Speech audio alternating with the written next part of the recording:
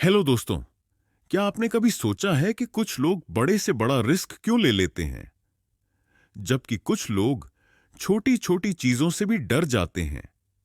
आखिर ऐसा क्यों होता है कि कुछ लोग अपनी जिंदगी में बड़े डिसीजंस बिना किसी हेसिटेशन के ले लेते हैं, जबकि कुछ लोग हर कदम उठाने से पहले हजार बार सोचते हैं? क्या रिस्क टेकिंग कोई इनबिल्ट टैलेंट है जो सिर्फ कुछ खास लोगों को मिलता है, या फिर इसे सीखा जा सकता है? रिस्क यानी जोखिम हमारी जिंदगी का एक ऐसा हिस्सा है जिसे हम चाहे या ना चाहे हमें फेस करना ही पड़ता है। लेकिन सवाल यह है कि रिस्क टेकिंग का सही तरीका क्या है? क्या यह सिर्फ लक किस्मत पर डिपेंड करता है, या इसके पीछे कोई साइंटिफिक लॉजिक है? अगर हम इस आर्ट को सीख ले तो क्या हम भी अपनी जिंदगी के सबसे बड़े डिसीजन बिना डर के ले सकते हैं? आज हम बात करने वाले हैं एक ऐसी किताब की जो रिस्क टेकिंग के पीछे की साइंस को रिवील करती है, द आर्ट ऑफ रिस्क। ये सिर्फ एक किताब नहीं बल्कि एक माइंडसेट है जो हमें सिखाती है कि कैसे हम फियर को कंट्रोल करके कैलकुलेटेड रिस्क ले सकते हैं और अपनी लाइफ में एक्स्ट्रा ऑर्डिनरी सक्सेस हासिल कर सकते हैं। रिस्क टेकिंग सिर्फ डेयर डेविल्स या एडवेंचर सीकर्स के लिए नहीं है।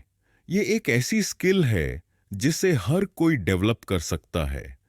चाहे आप बिजनेस में हो, करियर में ग्रोथ चाहते हो, या पर्सनल लाइफ में बोल्ड डिसीजंस लेना चाहते हो, रिस्क लेना जरूरी है। लेकिन सही रिस्क लेना और बेवजह का रिस्क लेना, दोनों में बहुत बड़ा फर्क होता है।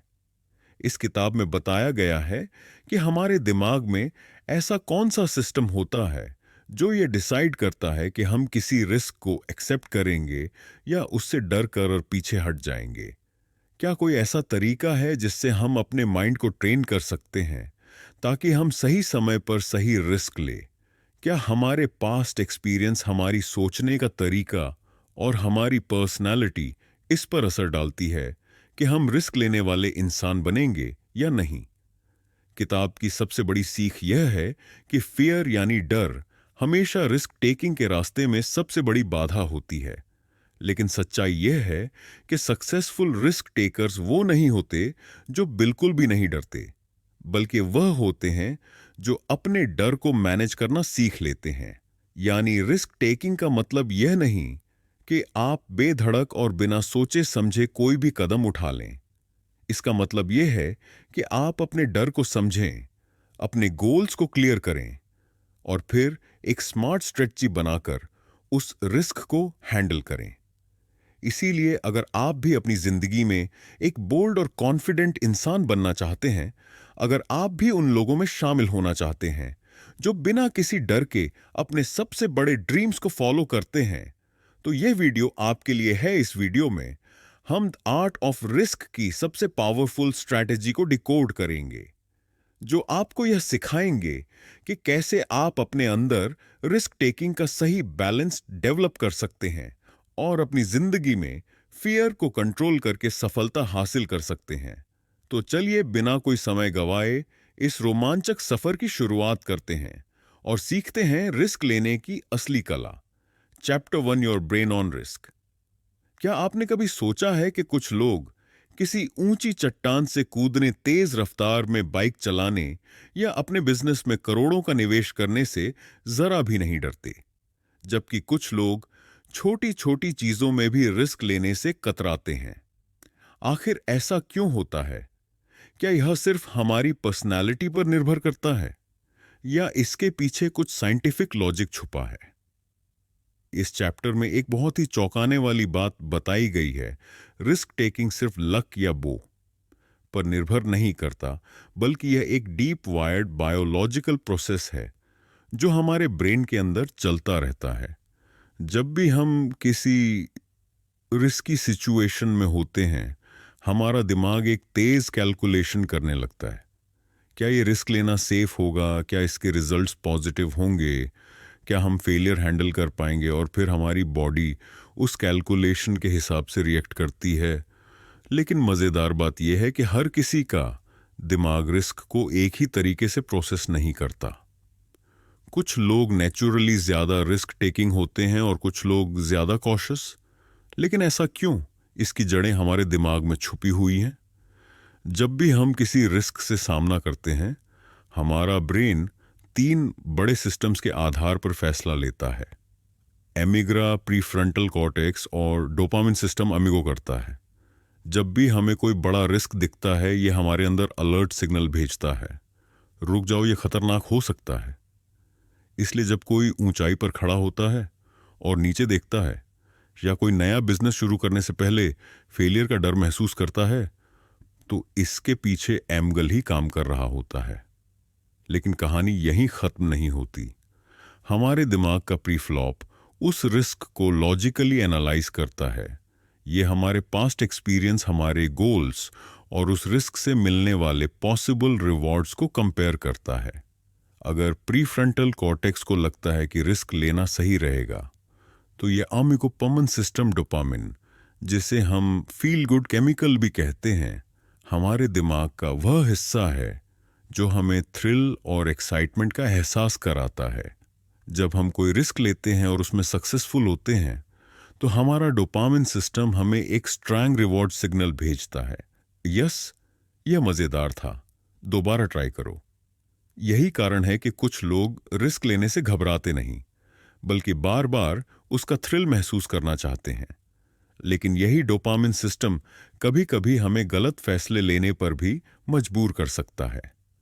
जब कोई person extreme risk taking behaviours दिखाता है, जैसे गैम्बलिंग, हाई स्पीड रेसिंग या अनावश्यक रूप से डेंजर्स डिसीजंस लेना, तो इसका कारण डोपामिन की ओवर एक्टिविटी हो सकती है। कुछ लोग नेचुरली ज्यादा डोपामिन सेंसिटिव होते हैं, और यही कारण है कि वह बार बार हाई रिस्क डिसीजंस लेते हैं, भले ही उसमें फेलियर का खतरा हो। अब सवाल यह उठता है, क्या रिस्क टेकिंग को कंट्रोल किया जा सकता है? क्या हम अपने दिमाग को इस तरह से ट्रेन कर सकते हैं कि हम सही समय पर सही रिस्क ले और अननेसेसरी रिस्क से बचे? हाँ, ये पॉसिबल है। अगर हम अपने दिमाग के इन 3 सिस्टम्स को अच्छी तरह समझ ले, तो हम अपने फियर को मैनेज कर सकते हैं, अपनी लॉजिकल थिंकिंग को इम्प्रूव कर सकते हैं और अपने डोपामिन सिस्टम को सही तरीके से कंट्रोल कर सकते हैं। इस चैप्टर में एक बहुत ही पावरफुल मैसेज है। रिस्क टेकिंग कोई रैंडम टैलेंट नहीं है, बल्कि यह एक बायोलॉजिकल और साइकोलॉजिकल प्रोसेस है, जिसे हम समझकर मास्टर कर सकते हैं। जो लोग स्मार्ट रिस्क लेते हैं, वो अपनी इंस्टिंक्ट्स, एक्सपीरियंस और लॉजिकल थिंकिंग के बीच एक परफेक्ट बैलेंस बनाते हैं। वो ना तो बिना सोचे समझे रिस्क लेते हैं और ना ही किसी डर के कारण अपॉर्चुनिटी मिस करते हैं। तो अगली बार जब आप किसी बड़े डिसीजन के सामने खड़े होंगे, तो खुद से एक सवाल पूछिए, क्या ये मेरा एमक दला है जो मुझे रोक रहा है? क्या मेरा प्रीफ कॉर्टेक्स इस रिस्क को सही तरीके से एनालाइज कर रहा है? क्या मेरा डोपामिन सिस्टम मुझे सही रिवॉर्ड की ओर खींच रहा है? अगर आप इस फॉर्म को समझ लेते हैं, तो आप किसी भी रिस्क को समझदारी से हैंडल कर सकते हैं और अपनी जिंदगी में बड़े बड़े गोल्स अचीव कर सकते हैं।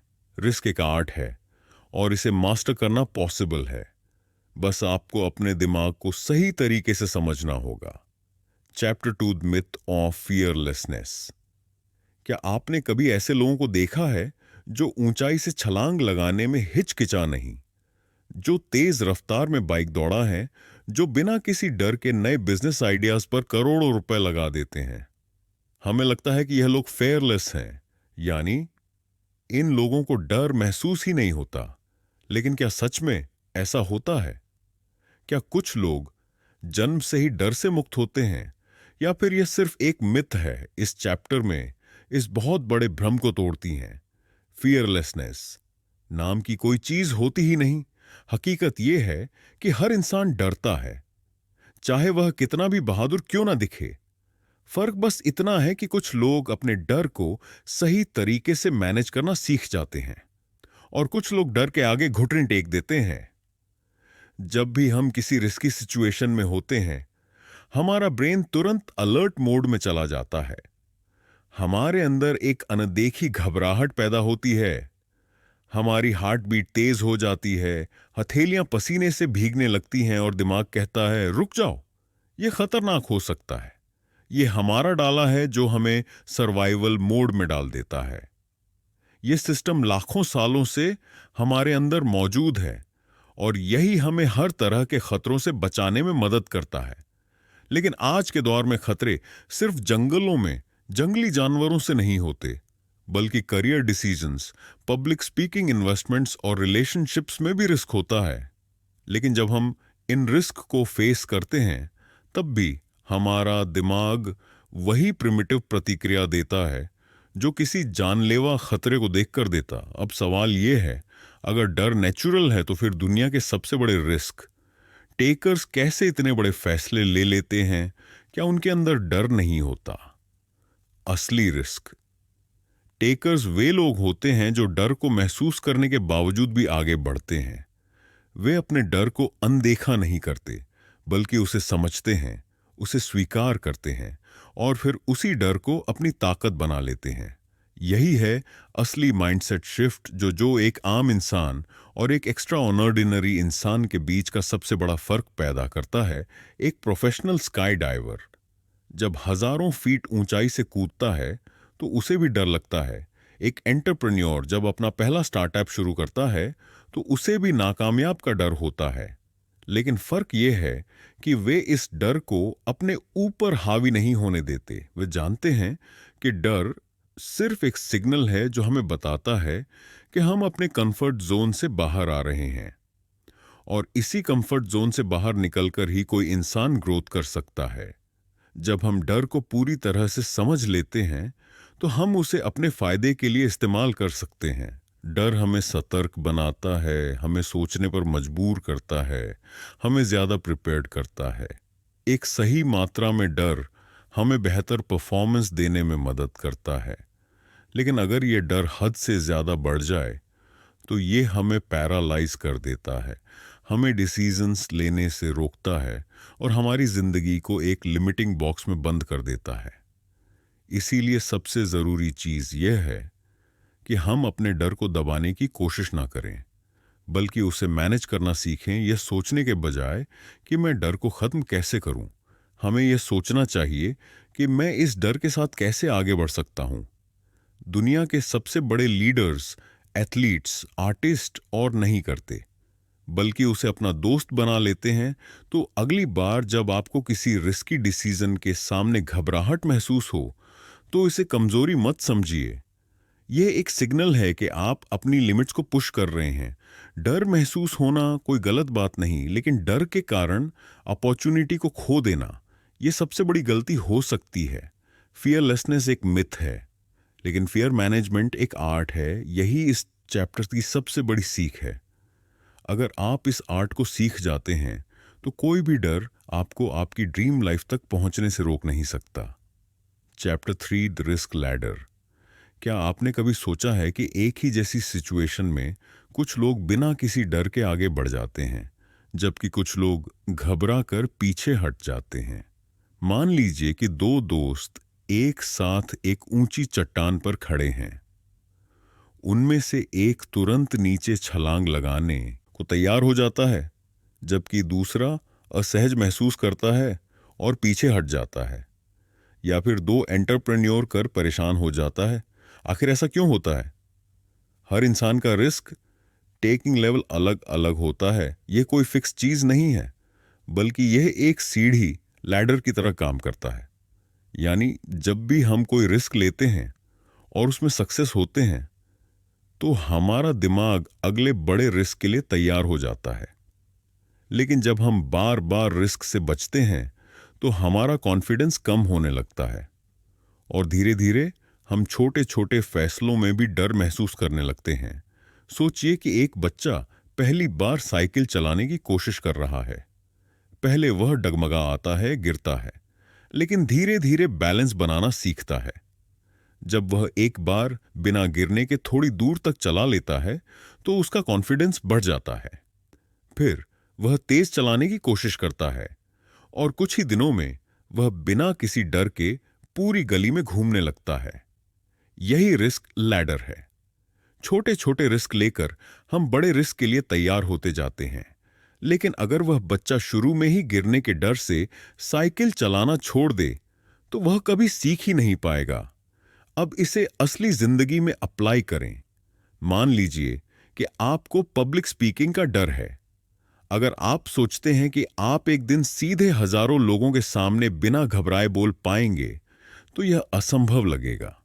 लेकिन अगर आप छोटे स्टेप्स ले, पहले दोस्तों के सामने बोले, फिर छोटे ग्रुप में, फिर किसी मीटिंग में, तो धीरे धीरे आपका कॉन्फिडेंस बढ़ेगा और आप अपने फियर को ओवरकम कर लेंगे। दुनिया के सबसे बड़े रिस्क टेकर्स ने भी इसी सीढ़ी को चढ़कर ऊंचाई हासिल की है।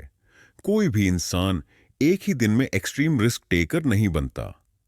हर बड़ा डिसीजन, हर बड़ा एडवेंचर, हर बड़ी सफलता छोटे छोटे रिस्क से शुरू होती है। यही कारण है कि कुछ लोग हाई रिस्क सिचुएशंस को भी बड़ी आसानी से हैंडल कर लेते हैं, क्योंकि उन्होंने अपनी रिस्क टेकिंग क्षमता को धीरे धीरे डेवलप किया है। इस चैप्टर की सबसे बड़ी सीख यह है कि अगर आप अपनी जिंदगी में रिस्क लेने से डरते हैं तो आपको एकदम से कोई बड़ा रिस्क लेने की जरूरत नहीं है। आपको बस अपनी रिस्क लैडर पर एक स्टेप ऊपर चढ़ने की जरूरत है। छोटे छोटे चैलेंज को एक्सेप्ट कीजिए, अपनी कंफर्ट जोन से बाहर आइए और धीरे धीरे अपने डर को पीछे छोड़ दीजिए।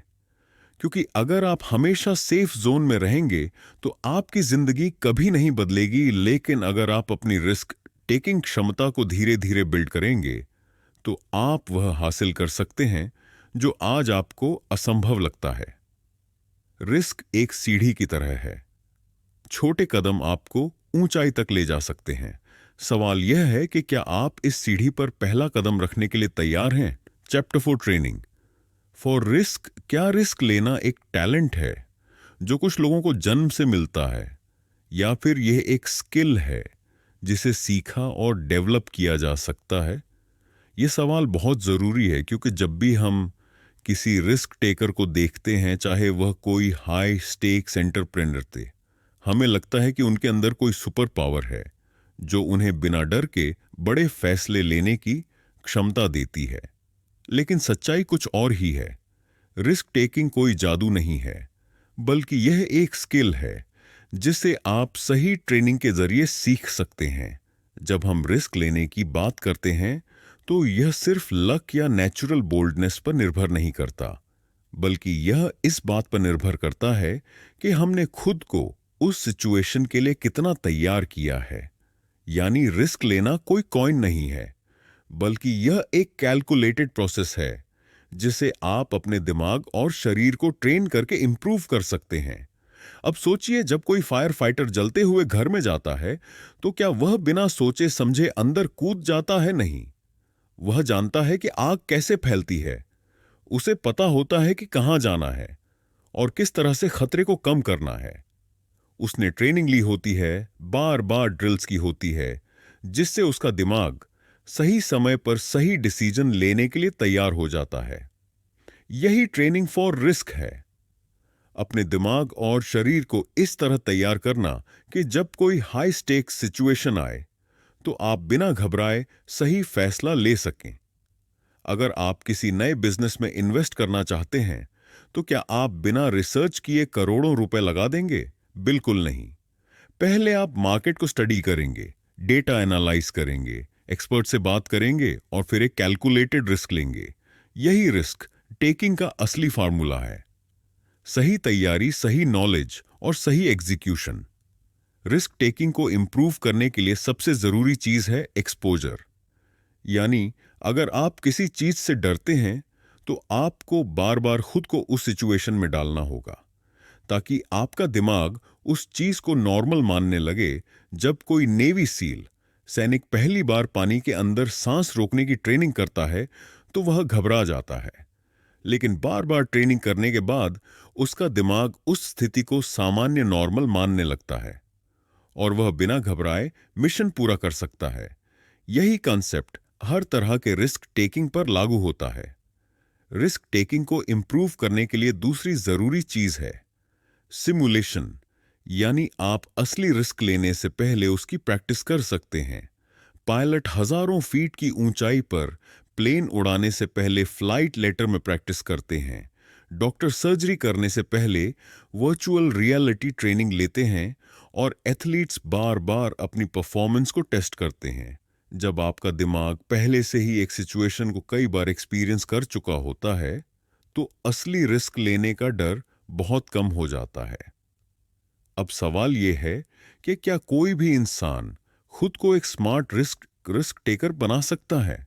कैट सुकुल कहती हैं, हाँ बिल्कुल, अगर आप खुद को सही ट्रेनिंग और सही एक्सपोजर देते हैं तो आप अपने कंफर्ट जोन से बाहर आ सकते हैं और बेहतर डिसीजंस ले सकते हैं।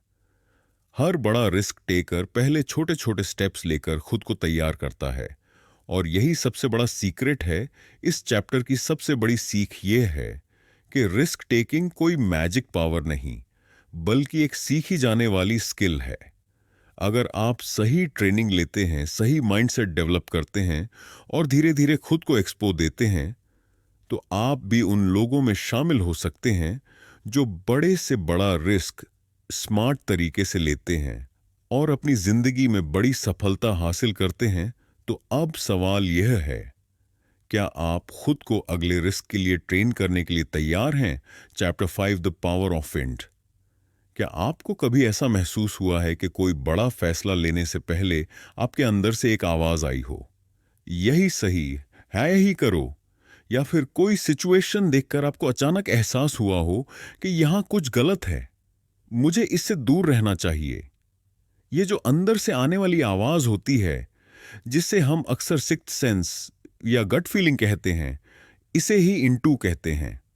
और क्या आप जानते हैं कि दुनिया के सबसे बड़े रिस्क टेकर्स अपने डिसीजंस लेने में इसी इंटू पर सबसे ज्यादा भरोसा करते हैं? इंटू कोई जादू या रहस्य नहीं है, बल्कि यह हमारे दिमाग का एक बेहद शक्तिशाली डिसीजन मेकिंग टूल है, जिसे हम अक्सर नजरअंदाज कर देते हैं। इंटू हमें वह चीजें महसूस करने की शक्ति देता है जो हमारे कॉन्शियस माइंड के लिए तुरंत समझ पाना मुश्किल होता है। जब कोई अनुभवी डॉक्टर बिना किसी टेस्ट के ही मरीज की बीमारी का अंदाजा लगा लेता है, जब कोई इन्वेस्टर बिना ज्यादा डाटा देखे किसी बड़ी कंपनी में इन्वेस्ट कर देता है, या जब कोई सोल्जर किसी अनजान खतरे को पहले ही भांप लेता है, तो ये सब इंटू की ताकत है। अब सवाल ये उठता है कि ये इंटू काम कैसे करता है? जब हम कोई भी नया एक्सपीरियंस लेते हैं, तो हमारा दिमाग उस एक्सपीरियंस को अपने अंदर स्टोर कर लेता है। ये स्टोर की गई जानकारियां और पैटर्न्स हमारे अनकॉन्शियस माइंड में जमा होती रहती हैं। जब हम किसी रिस्की सिचुएशन में होते हैं, तो हमारा दिमाग तेजी से इन पास्ट एक्सपीरियंस को स्कैन करता है और बिना किसी लॉजिकल एनालिसिस के हमें एक सिग्नल भेजता है, यह सही है या यह गलत है। यही इंटू है। इसे समझने के लिए एक बहुत ही साधारण उदाहरण लेते हैं। मान लीजिए कि आप किसी नए शहर में घूमने गए हैं और आपको दो रास्ते दिखते हैं। एक रास्ता साफ सुथरा और रोशन है, जबकि दूसरा रास्ता अंधेरा और सुनसान। बिना ज्यादा सोचे ही आपका मन कहेगा कि पहला रास्ता ज्यादा सेफ है।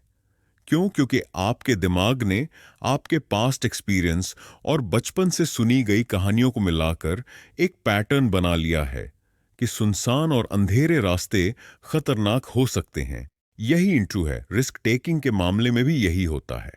जब कोई प्रोफेशनल पोकर प्लेयर बिना अपोनेंट के कार्ड्स देखे ही अंदाजा लगा लेता है कि सामने वाले के पास अच्छा हाथ है या नहीं, जब कोई स्टॉक मार्केट ट्रेडर किसी कंपनी के शेयर के बढ़ने या गिरने का सही अनुमान लगा लेता है, या जब कोई एथलीट बिना सोचे समझे सही डिसीजन ले लेता है, तो यह सब उनके सालों के अनुभव से आने वाली इंटू के कारण होता है। यानी जितना ज्यादा आप किसी चीज में एक्सपीरियंस लेंगे, उतनी ही तेज आपकी इंटू बनेगी। लेकिन एक दिलचस्प बात यह है कि इंटू हमेशा सही नहीं होती। कभी कभी हमारा दिमाग पास्ट एक्सपीरियंस की वजह से गलत पैटर्न्स बना लेता है और हम गलत फैसले भी ले सकते हैं। इसलिए काइट्सुकल बताती हैं कि इंटू को शार्पन करने के लिए दो चीजें जरूरी हैं। पहला, ज्यादा से ज्यादा एक्सपीरियंस लेना, और दूसरा, अपने इंटू को डाटा और लॉजिक से क्रॉस चेक करना।